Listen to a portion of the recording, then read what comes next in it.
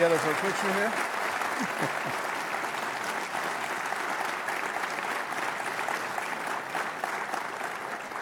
Thank you. Thank you very much. It's great to be here, and great to be with you, gentlemen. In the back, they said to just call them two Italians. I think I'll go with CIA Director Mike Pompeo, former CIA Director, former Secretary of Defense, and former White House Chief of Staff Leon Panetta. Before we begin, I want to tell you that we will have questions from the audience at the end of this session, and you can ask them by going to the RNDF app, which is www.rndf2017.org. Should be on the screen there. Twitter is hashtag RNDF, and we will take some of the questions from there at the end of this session, and we'll hear from you. So, I want to start the questions. I was told that I had carte blanche to ask anything. Don't forget you got two Italians.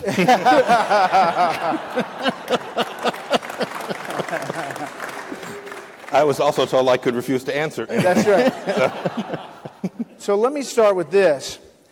If you were Secretary of State for the Trump administration, how would you handle... All right, no. You know, my former friend Brett Baer. Understanding what the president tweeted, understanding you serve at the pleasure of the president, have you had talks about another job? Very focused on doing what I'm doing, Brett. It is in spite of what former DCIs who used to have all of the IC tell me this should be a part-time job now.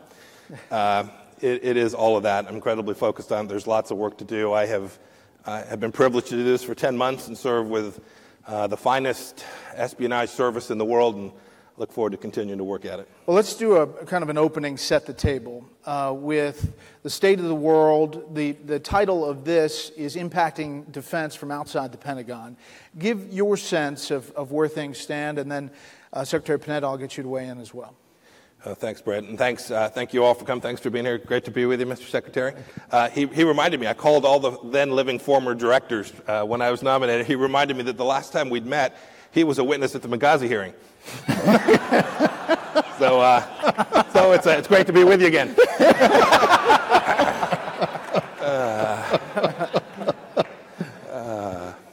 Look, one of the things I get asked often, what surprised me when I became the director. I'd had some experience, as did Secretary Panetta, serving on the Oversight Committee, serving as a member of Congress.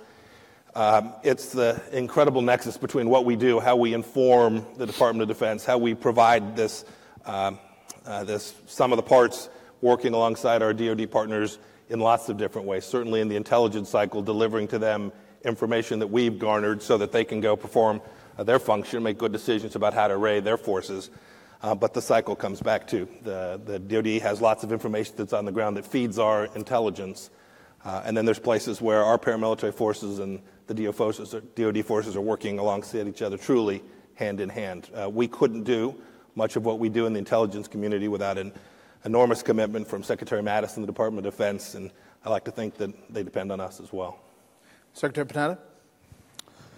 Well, I also want to thank the Reagan Library for holding this great defense forum. A lot of very distinguished speakers and a lot of great people in the audience. And I have a lot of former colleagues here, both from the CIA as well as defense, who are now using their experience to make a buck. And I understand that. That's important.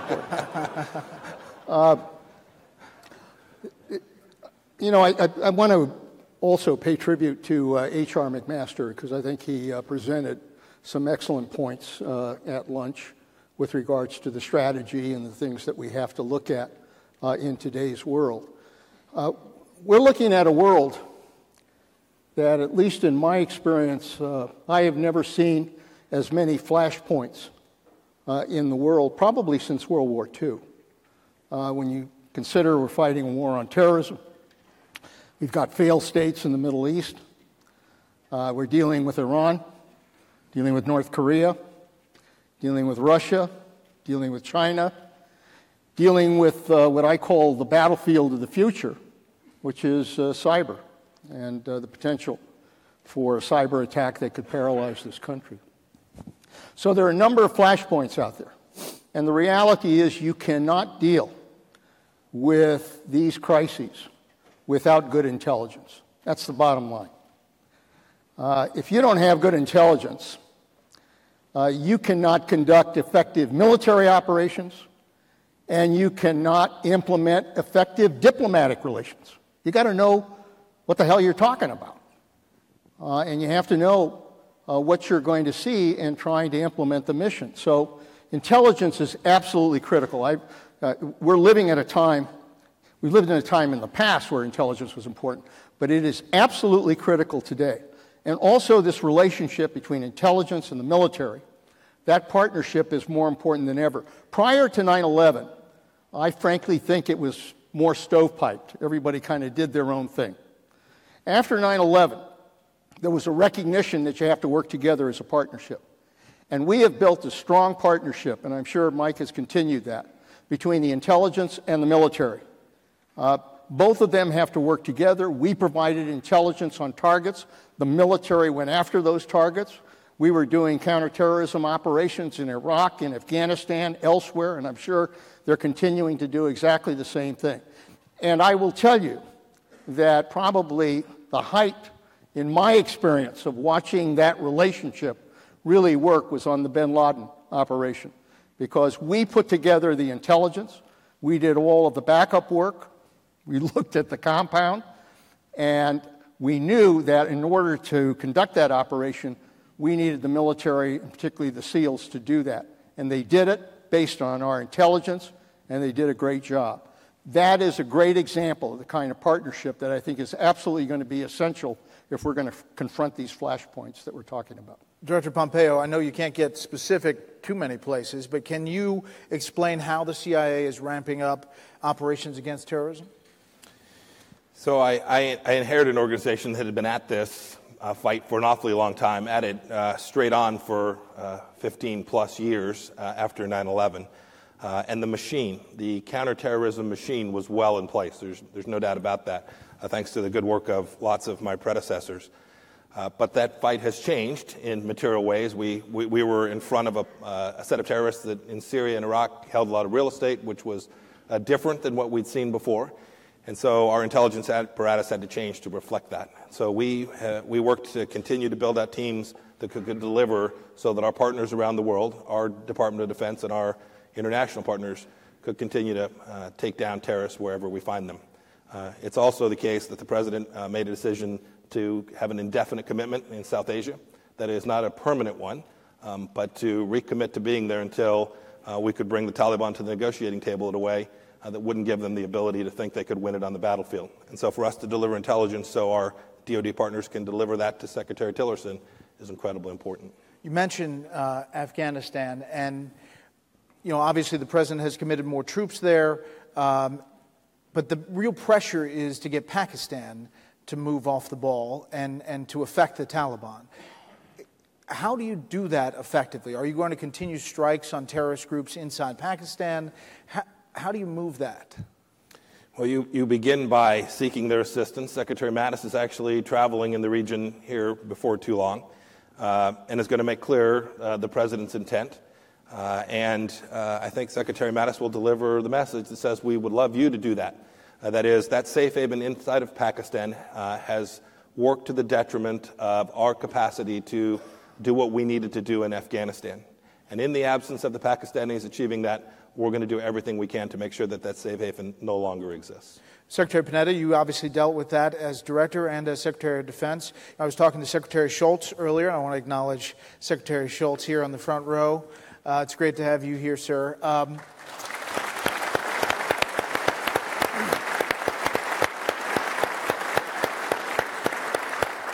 And he was talking about how Afghanistan is treated, as a whole country, but in reality, it's controlled, as we know, by these kind of warlords in different pockets of Afghanistan. Talk about the challenge of dealing with a place like Afghanistan. After all these years, it's the longest war that we've had in America. Well, it's one hell of a challenge, and frankly, that's the reason we're still there and we're still fighting, because it's not easy. It's not easy. You've got, Afghanistan was the place where Al-Qaeda came together and developed the plans for 9/11. We drove into Afghanistan, and a lot of the leadership from Al-Qaeda made its way into the tribal areas in Pakistan. So we then had to take them on in Pakistan. And I think thanks to the agency that we were involved with, I think we did a hell of a job going after their leadership. But Afghanistan remains a continuing challenge for a lot of reasons. First of all, the challenge of being able to go after the Taliban effectively, and to do it in a way that not only goes after the Taliban, but ensures security once you've done the job. And the problem is we've often gone after the Taliban, and once we get out, trouble occurs, and the Taliban goes back in. And we also, we've worked with the military in Afghanistan. We work with the intelligence forces to develop their capability.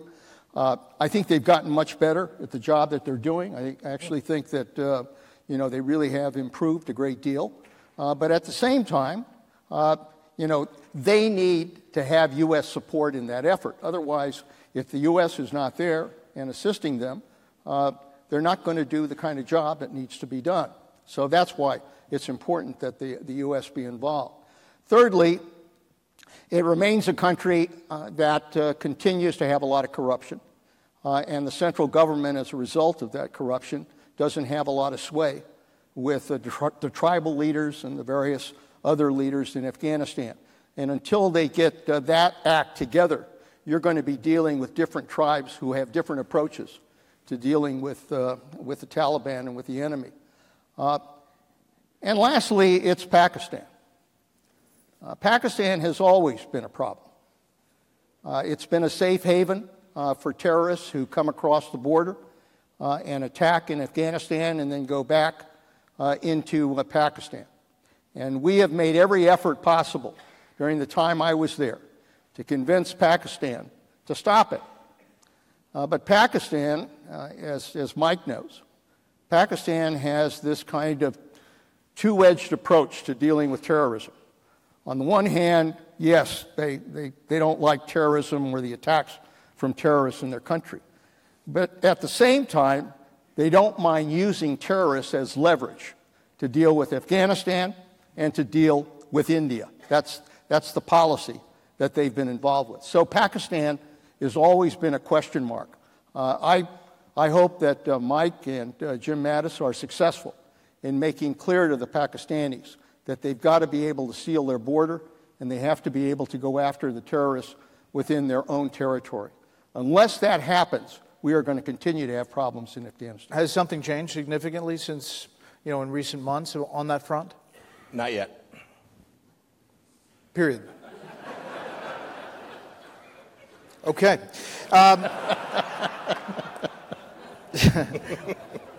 While you're so forthcoming, let's talk about North Korea. Let's talk about North Korea. We spent a lot of time talking with General McMaster about the threat from North Korea, and historically, obviously, our intelligence is not perfect in North Korea. And is there a sense, do we know how close North Korea is to mastering re-entry technology for their ICBMs? We do have a pretty good feel for that. I can't talk a whole lot about it, other than to say, I think General McMaster said this too, they're closer. Every hour, every day that goes by, they're working diligently to achieve the capacity to hold the United States at risk.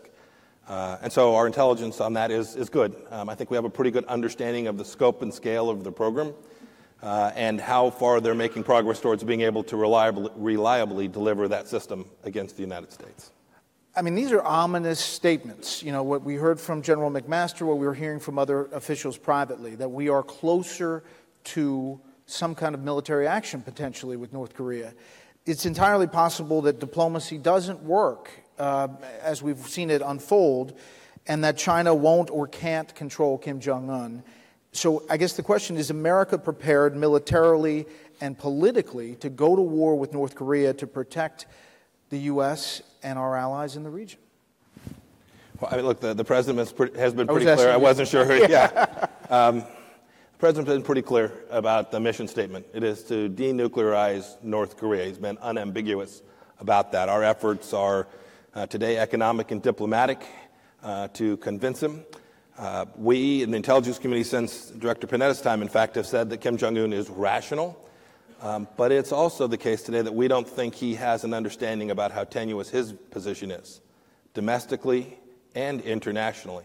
That is, those around him are not feeding him the truth about the place that he finds himself, how precarious his position is in the world today.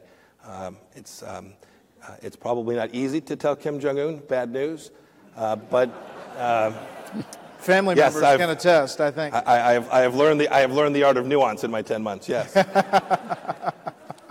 So suffice it to say, we're hopeful that this diplomatic and economic pressure and that China will exert its power and will be able to resolve this in a way that doesn't require the military outcome that I know no one's excited to advance. Secretary Panetta, I talked to a bunch of people, and there is this fear that we are getting closer. I mean, your sense of all of this? Well, I think National Security Director was right. It's probably the most dangerous threat in a series of dangerous points in the world. It's one of the most serious threats we're facing right now. Why?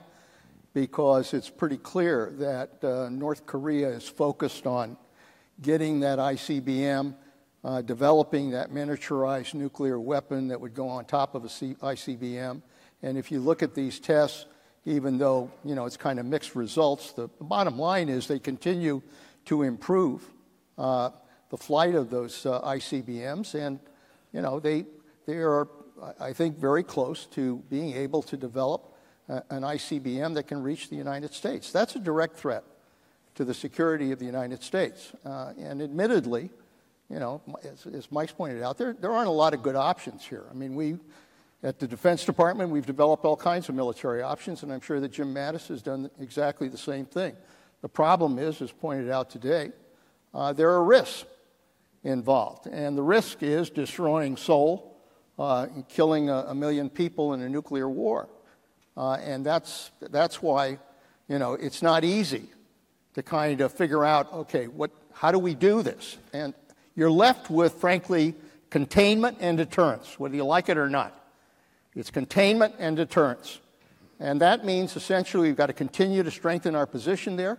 We've got to continue to strengthen our military. We've got to continue to strengthen the South Koreans. I would deploy more THAADs to the South Korea. I would give them greater capabilities, the same with the Japanese. I think at the same time you have to improve the intelligence capabilities of both South Korea and Japan, as well as our capabilities as well. I don't know, Mike knows more about this, he probably can't tell you, but the reality is it's a hard target. North Korea is tough. It's not easy to get inside and try to figure out what this guy's going to do. And we've been trying to do that, and I think we've had some success at trying to penetrate it. But it's tough, so we need to constantly improve our intelligence. We need to continue to squeeze on the sanctions, and we continue to put pressure on China to try to convince North Korea to come to the negotiating table. Those are the levers we've got right now, and we have to keep pushing. I do think one of the most important things we have to do is we have to develop a missile shield, an effective missile shield, not only using South Korea and Japan, but obviously our own capabilities, so that these missiles that take off, we have the capability to hit them quickly and make sure that we can do an effective job. I think at some point they have to pay a price for this kind of constant testing that they're involved with. And the only way we're going to do that is if we improve our missile capability, which I think is absolutely essential to our ability to protect our own security. You're speaking to a home crowd. Missile defense in the Reagan Library is pretty good. A long history, yes. Yes. Brett, may I add one more thing? I think Secretary Panetta is right about this idea. But we shouldn't forget that this is not only a nuclear power, but an enormous conventional power as well. Yeah. And so to the extent Kim Jong-un gains the capability to hold America at risk, it may be the case that he not only uses that as a shield, that is, we often talk about his imperative to be maintenance of the regime. But when he has that capacity, he might well use that in a way that was offensive, that is, use that nuclear umbrella as a conventional sword. That is, to attack other places, to gain control, to exert greater influence. And so it's not simply the threat of the use of nuclear weapons that we must deter, but we must deter Kim Jong-un's capability to use any nuclear capacity he has to further other things besides just protection of the regime that he might well have on his mind. You know, I asked General McMaster this, but in this environment, is it okay to go to the Olympics? Yes, of course. Yes. Just have to run fast. That's all right. Let's turn to Iran. In Congress, you were one of the congressmen who spoke out about Iran a lot and all the things that they were doing beyond just the nuclear deal, but their support of terrorism around the region. If President Trump asked you today, is Iran in full technical compliance with the Iran deal, what would you tell him? I would tell him that the intelligence that we've seen to date indicates that they are in substantial compliance with the nuclear provisions of that agreement. Indeed, I have told him that. And as far as the other things Iran's doing, not part of that deal, it has only increased in your eyes? Yeah, there's no doubt about that. The expanded efforts, I mean, you need only look to the past few weeks and the efforts of the Iranians to exert influence now in northern Iraq, in addition to other places in Iraq, to see that Iranians' effort to be the hegemonic power throughout the Middle East continues to increase. Indeed, there was a news story. It didn't get a lot of attention here. It got a lot in Iran. I'd sent a note to Qasem Soleimani. I sent it because he had indicated that forces under his control might, in fact, threaten U.S. interests in Iraq that are serving Soleimani, by the way, the head of the Iran Quds Revolutionary Force, Guard, the Quds Force. His commander has also indicated an increased willingness to potentially attack U.S. forces that are in Iraq with the consent of the Iraqi government. He refused to open the letter. Didn't break my heart, to be honest with you. What we were communicating to him in that letter was that we will hold he and Iran accountable for any attacks on American interests in Iraq by forces that are under their control. And we wanted to make sure he and the leadership in Iran understood that in a way that was crystal clear. We're there on an important mission on behalf of the Iraqi government, and we intend to stay there so long as the Iraqi government wants us there to continue to perform that important mission. But yet, when dealing in the region like that, doesn't the situation in Syria, working with Russia, which essentially is providing cover for Iran, make it more complicated? It seems like three-dimensional chess here. You move one piece, and there's three other pieces moving. Yeah, I mean, I'll leave some of the policy issues to others, but yes, it's incredibly complicated. From an intelligence perspective, what we want to ensure that we can continue to do is to be in the places that we need to be so that there is an understanding of the Russia's intentions, Iranian intentions, Syrian regime intentions, opposition forces' intentions, the Kurdish intentions inside of the SDF and other places. We want to make sure we can deliver for the President and Secretary Madison Tillerson the information they need so that they can resolve this issue in a way that benefits America. Secretary Panetta, this is one of the biggest changes in a geopolitical sense between administrations. The Obama administration's focus and central focus on Iran in its foreign policy, and this administration's focus on the Gulf states and a different position on Iran. You want to comment on that? Well, I think, as Mike's pointed out, they are abiding by the nuclear agreement, and I think that's pretty much recognized. And look, I had serious concerns about that agreement, and I'm sure Mike and obviously the President had serious concerns about that agreement. But the reality is that if they're abiding by it, at least with regards to the issue of developing a nuclear weapon, that's something we ought to continue to focus on to ensure that we are enforcing that and that they are abiding by it. I think that's absolutely essential. At the same time, we do have to address these other areas, and I think it is important that we put pressure, and we continue to put pressure on Iran with regards to their support for terrorism, with regards to their missile development, with regards to their undermining of regimes throughout the Middle East. I think they're involved in developing an axis of influence in the Middle East. from Lebanon to Damascus and Syria to Iraq. And I'm glad that Mike, and the intelligence forces, I'm sure, are on top of this. But I talked to a former leader in Iraq the other day, and the one thing he expressed real concerns about is that, we've been successful, obviously, in going in and defeating ISIS and being able to go after the caliphate. But what happens is that if we begin to reduce our presence in Iraq, we went through this before, if we reduce our presence there, Iran will take advantage of it, and they already are. And this individual said, wherever you go, you see Iranian forces trying to play a role in Iran. And I think it raises a lot of concerns for the United States to make sure that doesn't happen. Iran wants to be a nation, even for all of their divisions, their tribal differences, which we've been through. The reality is they want to have a nation.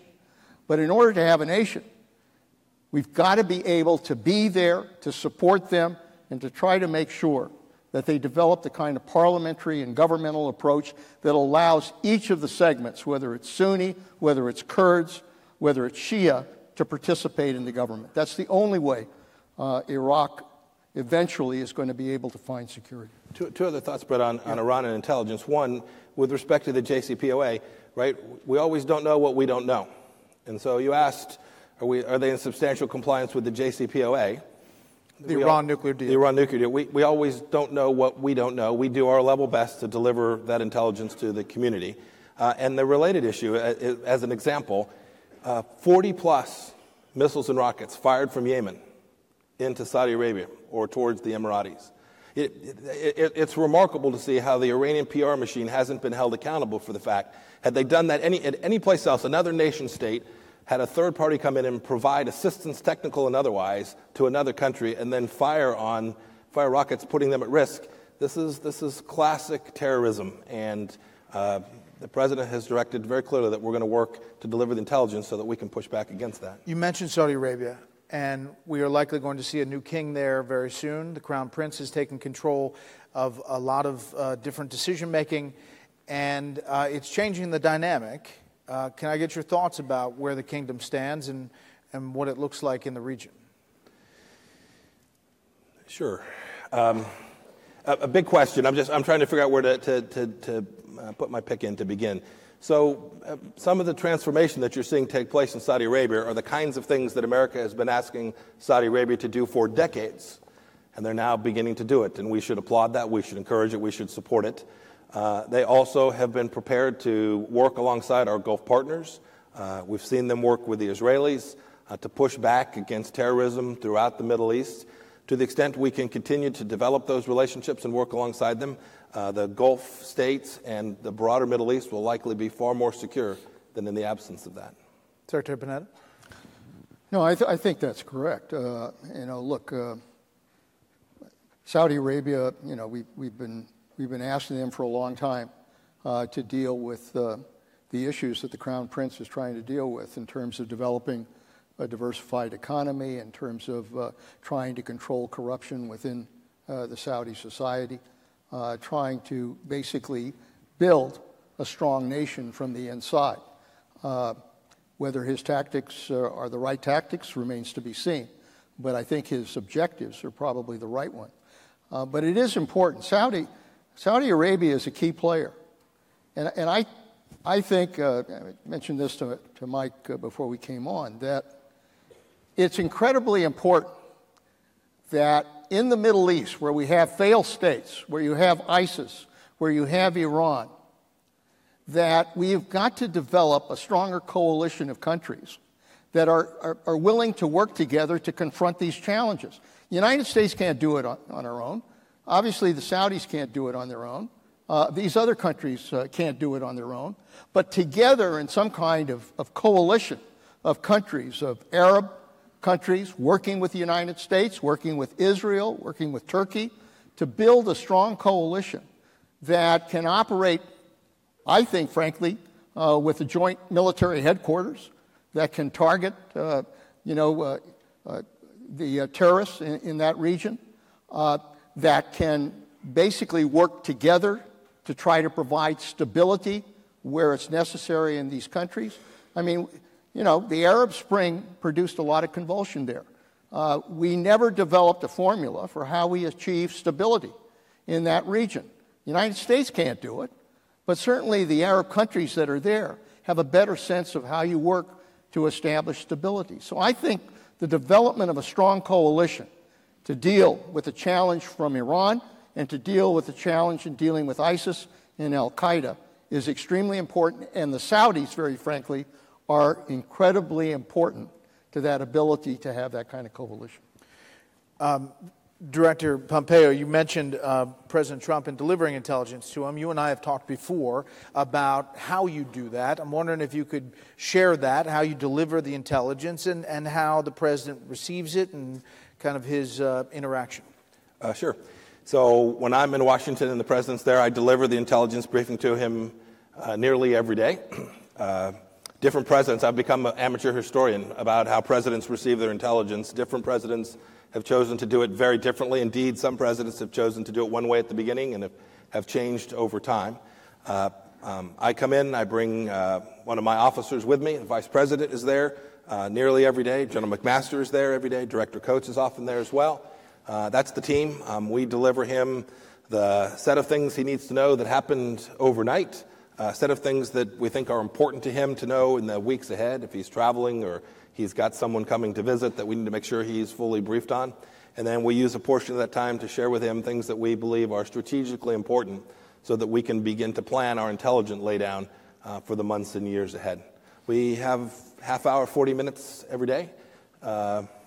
He asks lots of hard questions, as any good intelligence consumer would. He's engaged. And he's very engaged and very appreciative of the information that we deliver to him. He, in turn, I have seen him time and time again rely on the information that we've provided him to inform his decisions. So when you hear these stories or see these stories that he's losing it or that he's not with it or that he's totally checked out, what do you think? It's absurd.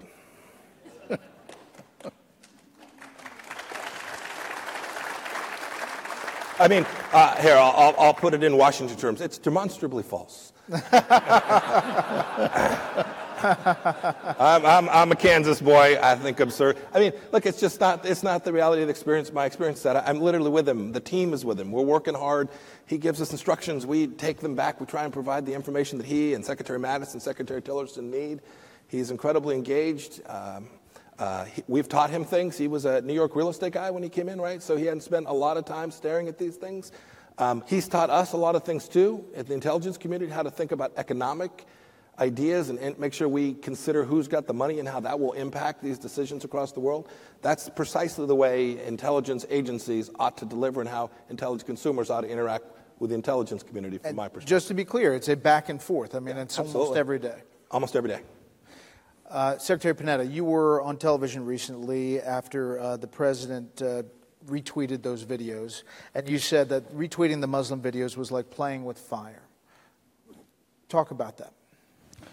Well, it is dangerous. It's a dangerous thing to do, and I'll go into this. By the way, God bless Mike Pompeo for the ability to sit down and brief the president and have the president listen to the intelligence reports. That is damn important.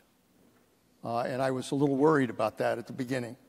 But if Mike is doing that and the president's engaged, that is extremely important to the president being able to do the job. The president cannot operate without intelligence. He's got to know what's going on in the world. And so thank you for the ability to have developed an approach that obviously is one that's working, and I appreciate that. The problem of dealing, of suddenly tweeting an anti-Muslim video like that is that once it goes out, what it does is it inflames the people that are out there. And we had very much the same kind of experience in the time that I was there when there was Quran burnings that took place that made their way to video.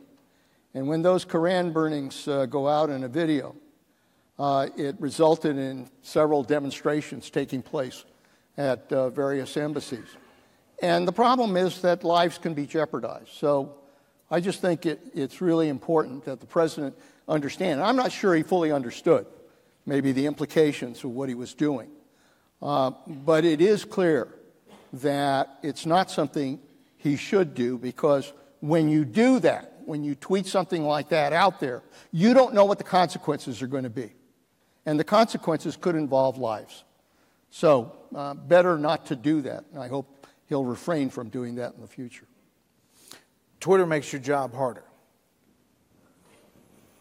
We use Twitter for lots of things in the intelligence community. There are days we have good days, and there's days that we use it in ways. I mean, right? Social media more broadly. Go ahead. Rephrase. I know what question you're going to ask. One account on Twitter makes your job harder. Oh, I don't know that that's the case. I've actually seen it help us. I have seen things the president has put on his Twitter account actually have a real-world impact on our capacity to understand what's going on in other places of the world. That is, our adversaries responded to those tweets in ways that were helpful to us to understand command and control issues, who's listening to what messages, how those messages are resonating around the world. My son knows my views on social media. It is not an unambiguous good. And maybe that's enough. But you want to, yeah, sure. How about just react to Secretary Panetta about the specific, the playing fire? I don't have much to add. The president, in my experience, when we talk with the president about the threats from radical Islamic terrorism, understands that it is incredibly important that we address the malign behavior in a way that reflects on opportunities to make Americans safer. End of story. Go ahead.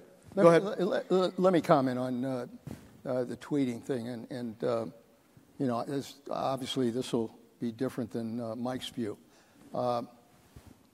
As a former chief of staff, I cannot imagine what it's like to serve a president who tweets in the morning. The whole purpose of the White House is to develop some discipline in terms of messaging, in terms of policy, in terms of everybody being on the same page when you get up, and everybody knows what the president's going to be doing, what the message of the day is going to be, and everybody is coordinated. And when you wake up in the morning, if you're chief of staff and you suddenly got a bunch of tweets out there that are raising all kinds of hell in different areas, it's very upsetting to the operation. You got to then figure out, how do I deal with that stuff? And it diverts you.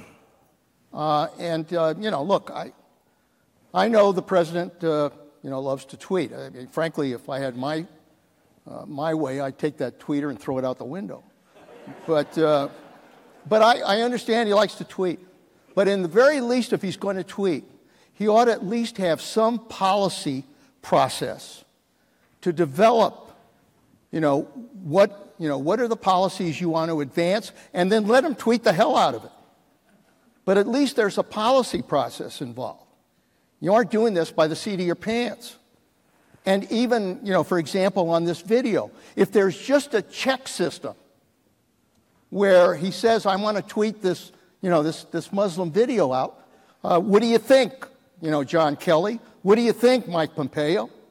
And, they'd raise the concerns. At least if you had some kind of check on the process, we'd be a hell of a lot better off. So I express the concern of how do you develop discipline, chain of command, a rational policy process in the White House when you've got somebody who loves to tweet, gets up at 5 o'clock in the morning, and says whatever the hell he wants to say. It just raises a little bit of concern about stability. Yeah, Leon's correct. We do have a different view.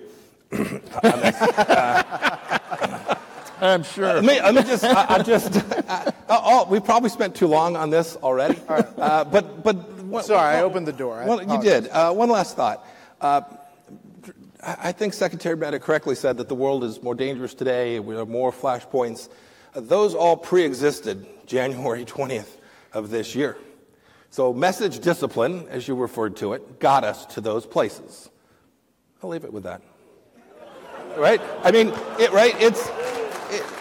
What I mean by say by that is we should not over-attribute the place we find ourselves in the world today to things that may or may not have as much impact as folks like to suggest sometimes. Well, I think a lot of Republican presidents I know exercised a lot of message discipline. Yeah, wasn't so bad. This wasn't meant in a partisan way at all. Where we find ourselves today is the trajectory of post-World War II conflict, or you can say post-9/11 conflict. We found ourselves, these were Republican and Democrat presidents alike. This isn't partisan in any sense whatsoever. Well, no, I understand what you're saying, Mike, and I understand the president's motives in doing that. But it needs to be tied to a strategy. You just don't roll a grenade in the room, have things blow up, and then not have a strategy for how the hell you deal with it. Moving on, we have...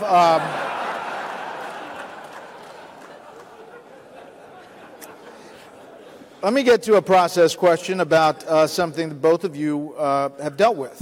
The Osama bin Laden raid under the Obama administration led to what was called at the time a treasure trove of documents.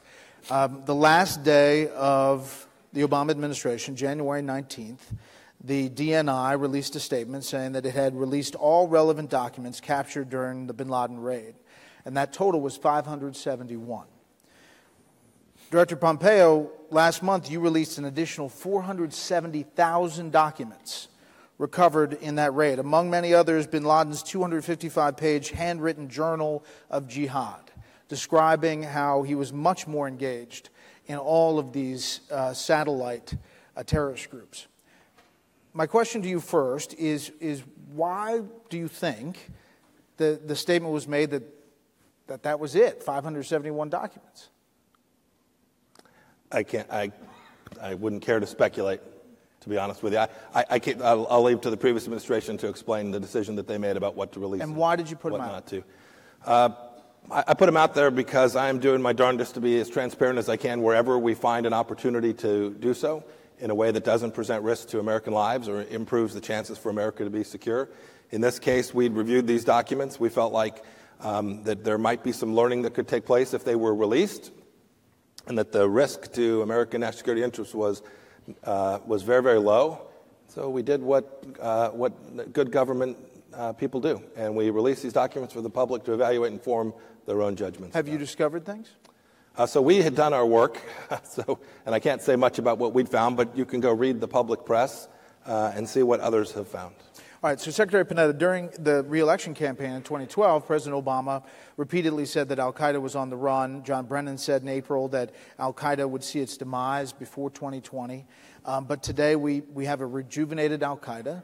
The group its affiliates control more territory. Even though ISIS has taken a hit, al-Qaeda is still strong. So do you think the Obama administration, President Obama, underestimated al-Qaeda jihadists more broadly because of ideological thinking at the time?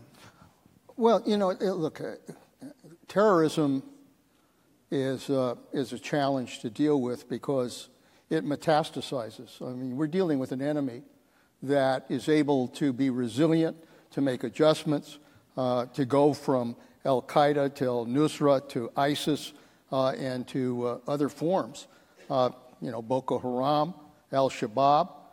There are a lot of elements. But you have to target the ones that you can go after and do an effective job in doing that. And we did. I mean, the time I was there as director and as secretary, we went after the leadership of al-Qaeda, particularly in Pakistan. And we decapitated their leadership, particularly with the bin Laden raid. And I think we did a good job. And we interrupted a lot of their planning for attacks as a result. But the reality is al-Qaeda then, developed in Yemen, ISIS developed, et cetera. And, you have to continue the effort in these other areas. You've got to be able to target the different forms of terrorism that are developing. I think I think the Obama administration in the last few years began to recognize that they couldn't just ignore what was happening, and so counterterrorism capabilities began to be established not only in Yemen, but in North Africa and other places, to try to make sure that they try to take on what happened here. But the reality is that if you don't stick to it, if you suddenly declare victory, which I think nobody should do when it comes to terrorism, but that you commit yourself to going after each of these elements, as different as they are, that's the only way ultimately we're going to be able to win at terrorism. It's going to take a long time. This is not going to happen overnight. We've learned, there have been mistakes made. We've learned a lot from those mistakes. I think the administration, frankly, on dealing with ISIS has really done a great job at going after ISIS and the caliphate. I think the real question is going to be, can we go after Boko Haram? Can we go after al-Shabaab? Can we go after other elements of al-Qaeda and continue to do an effective job? It's going to be a challenge, and it's going to require resources. And I think the biggest concern, that's been registered here at this forum, is going to be the issue of whether or not we have sufficient resources to provide the kind of counterterrorism capabilities that we're going to need in order to defeat terrorism. Just last question on this. 2 weeks ago, Rukmini Callimachi, the New York Times lead terrorism reporter, suggested that the Obama administration downplayed intelligence of the threat from al-Qaeda. You think she's right? That certainly wasn't true when I was there. What happened after I left, who knows? But when I was there and we presented evidence about the threat from al-Qaeda and the ability to go after those targets, the president supported that effort and supported our operations. Secretary Panetta mentioned Africa. We are obviously engaged in Africa militarily. I assume we're doing things on the intelligence side too. Can you talk about the threat in Africa broadly and what you're seeing there from different groups? So there is a history of terrorism there. Would have been under Director and Secretary Panetta's time as well, and they did good work. I too, we can't say enough about the amazing work that the CIA under Director Panetta's leadership did to decapitate al-Qaeda leadership. It was remarkable. Many of those officers still work for me today, and America is benefiting from their good work. Africa is the same way. It is a constant challenge.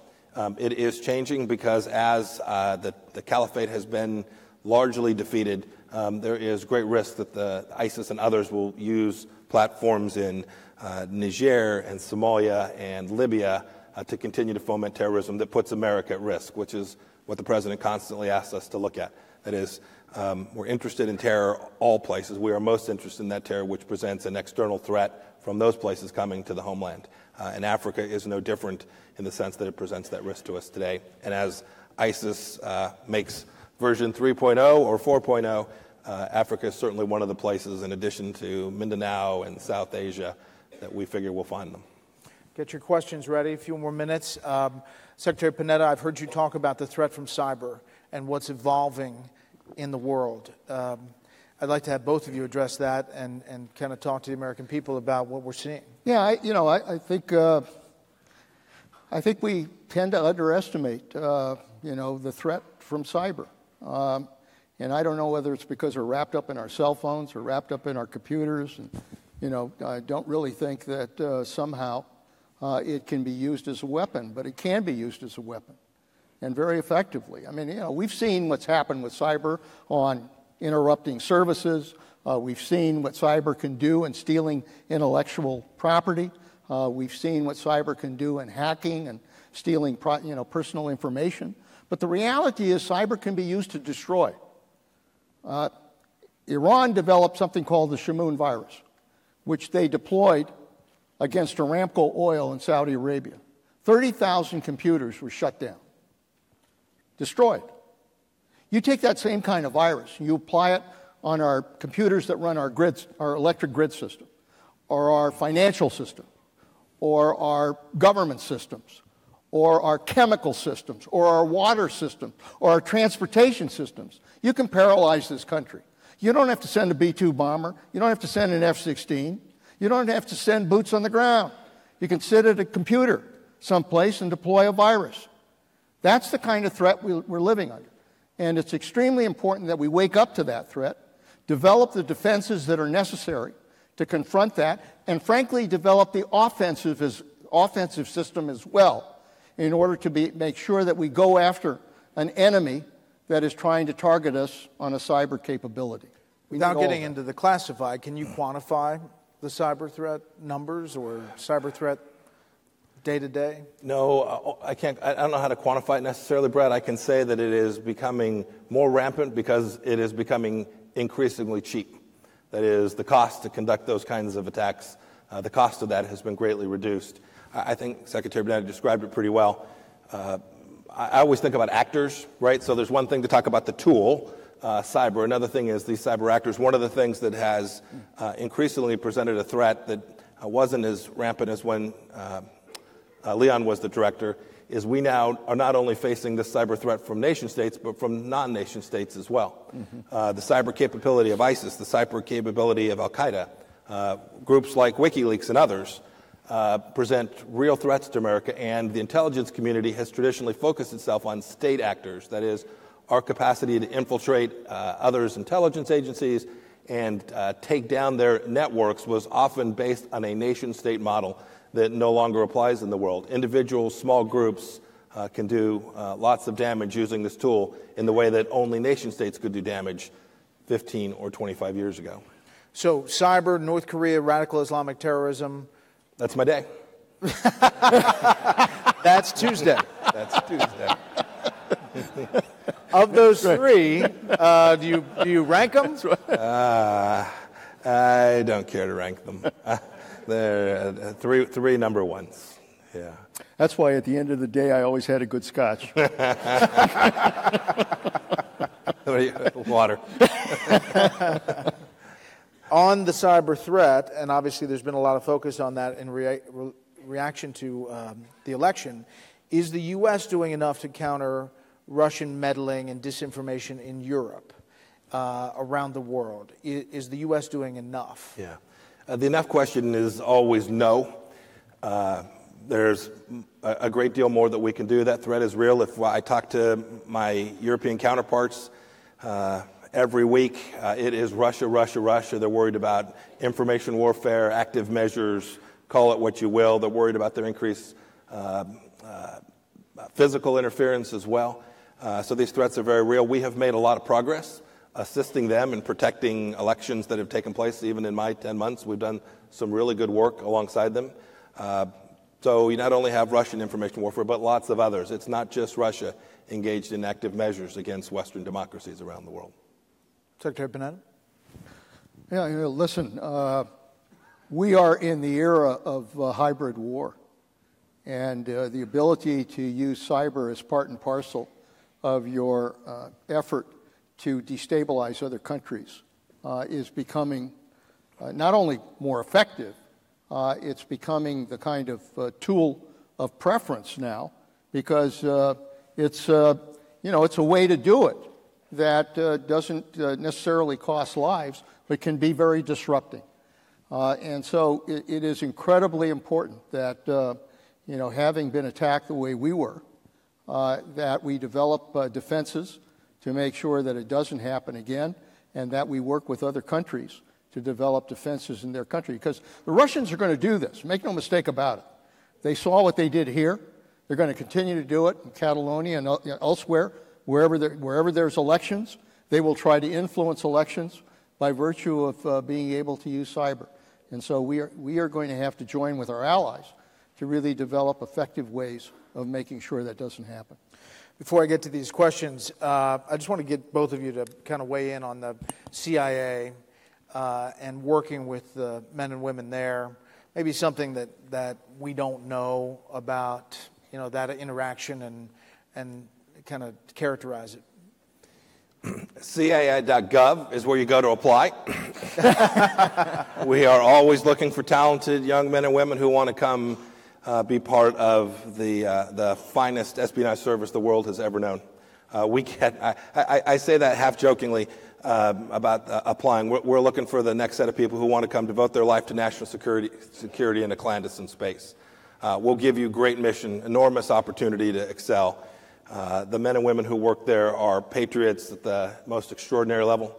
They come to work every day. The political noise is something they just put off to the side so that they can deliver the truth to U.S. policymakers each and every day. It has been an incredible privilege.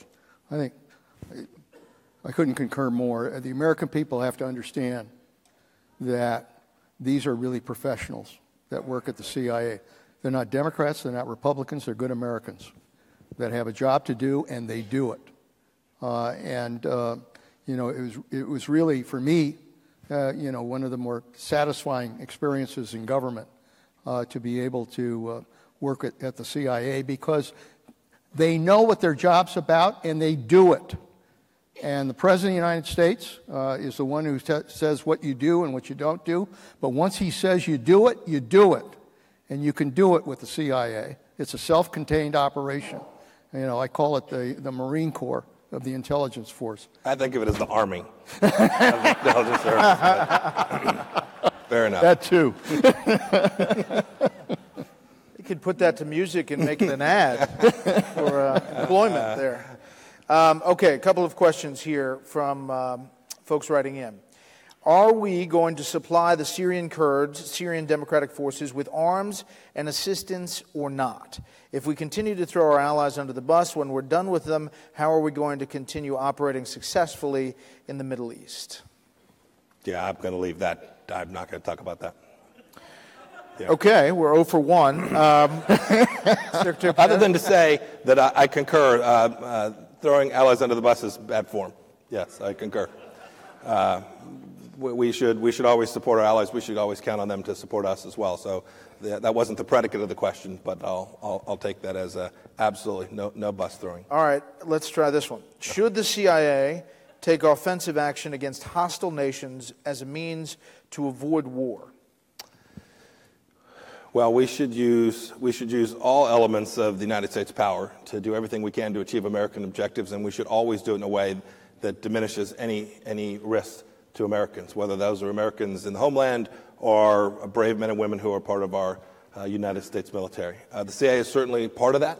Our primary function is to do that by collecting foreign intelligence and delivering that to policymakers so that they can make informed decisions to achieve that objective. And then when the president asks us to, we conduct covert actions around the world in furtherance of those same set of policies. Secretary Panetta. Hey, Director of the CIA, President of the United States, Secretary of Defense, with their primary mission is to protect this country and to protect the American people. That's what it's about. And if you get intelligence that somebody is threatening this country and you've got confirmed intelligence that that's going to happen, you don't just sit back and wait for it to happen. You have an obligation to try to take steps to make sure that it doesn't happen. So I think in order to protect this country, you've got to not only have a good defense, but you better damn well have a good offense. Does the U.S. intelligence community have an interrogation program?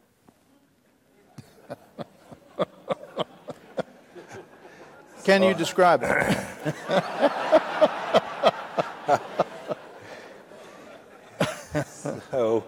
So the CIA performs its functions. I maybe missed a chance when you asked me about the CIA and our officers. I've seen the movies. You all have seen the movies. They're fantastic movies. Most of them are fiction.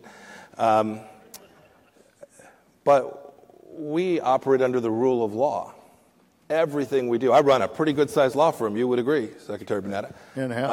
Too many lawyers. Too many. You said too many, not me. Just let the record reflect. We operate under the rule of law, and that's central. If we don't do that, we'll lose the American people's trust. It's absolutely our duty to comply with the rules that have been laid down by Congress and guidance that is provided to us by the President of the United States. That we do that. We will always do that. You asked the question. I'm going to try to answer the question. We go out and ask lots of people lots of things. That's the tradecraft that we teach our officers when they come on duty. So yes, we're out asking questions, but the question implies something far more sinister, and that I can unequivocally say is not true. There's nothing sinister. We are complying with the rule of law and doing our best to do so each and every day. Okay. As former representatives and or executive cabinet members, and of course a position in the intelligence agencies, do the President's past comments on the credibility of the intelligence community encourage our adversaries? Secretary Panetta. Me? It wasn't addressed, but I figured it was your turn. I thought you were on a roll. Look, I think it's very important that President of the United States is supportive of the intelligence services.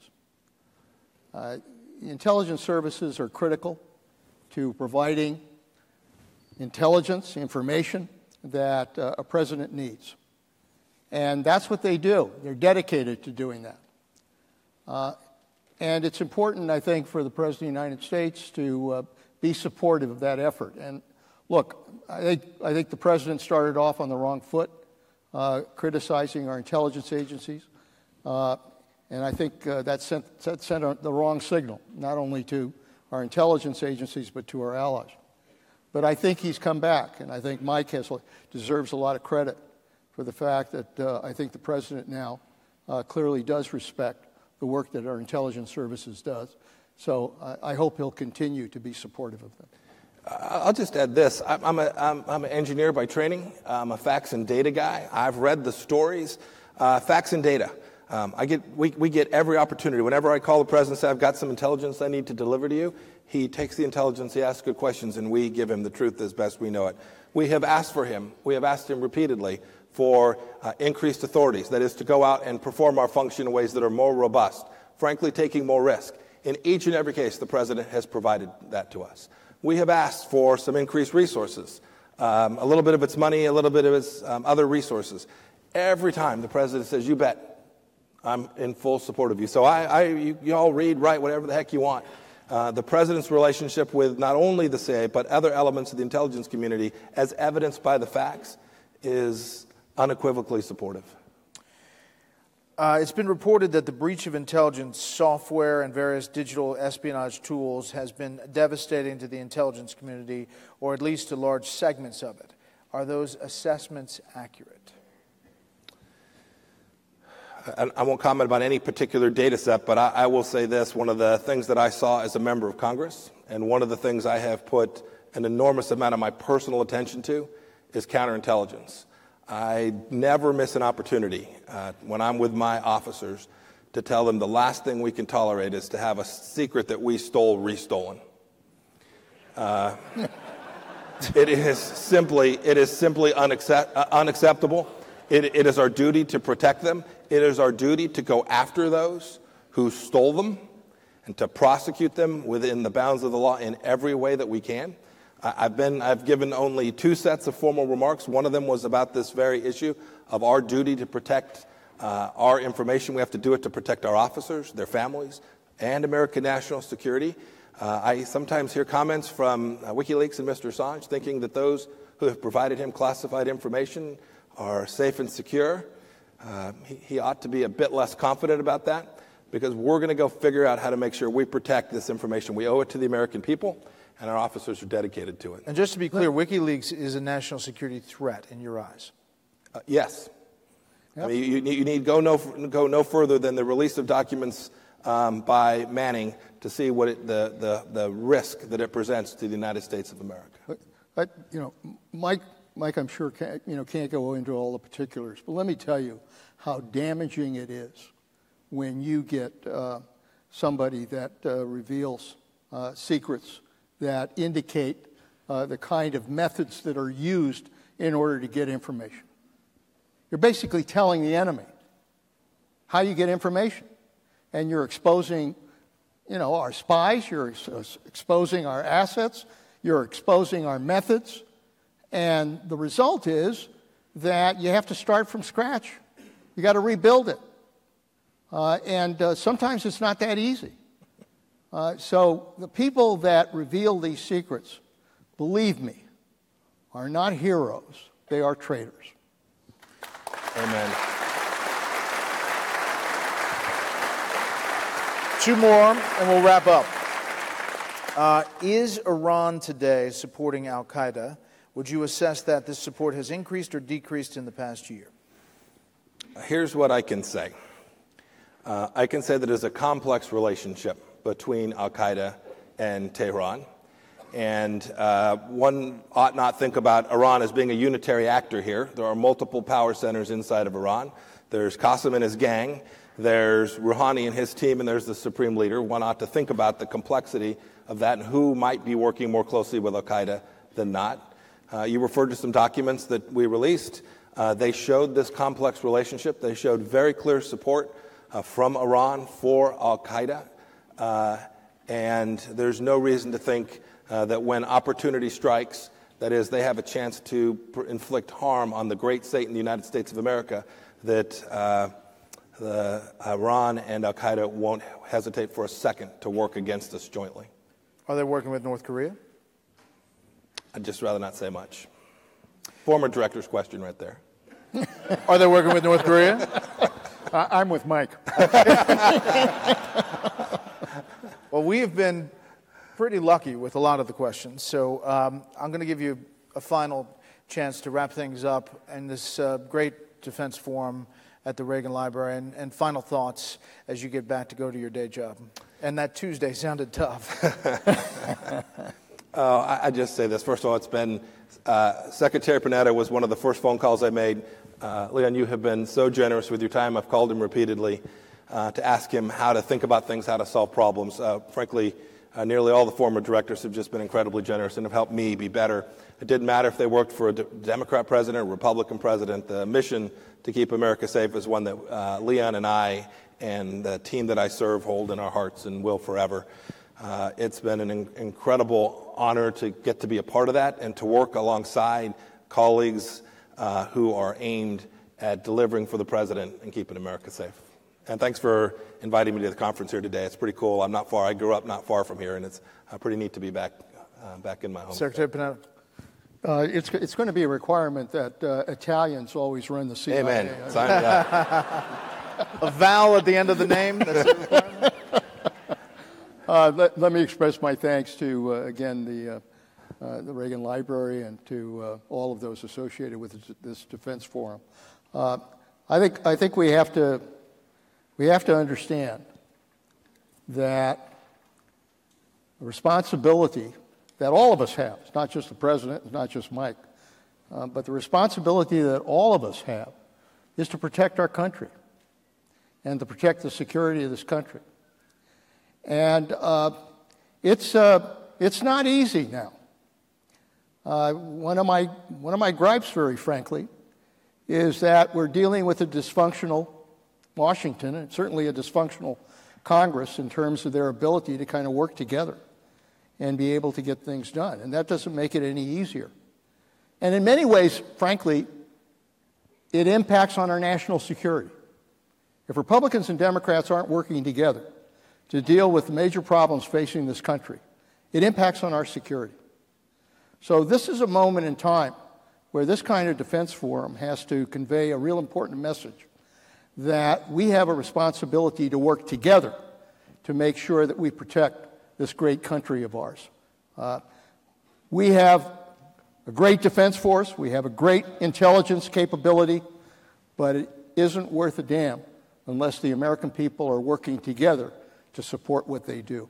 So thank you for your service, and thank all of you for attending. Let me end where I began, and just with the fact that Secretary Panetta is the last person to go from CIA Director to Secretary. Gentlemen, thank you very much.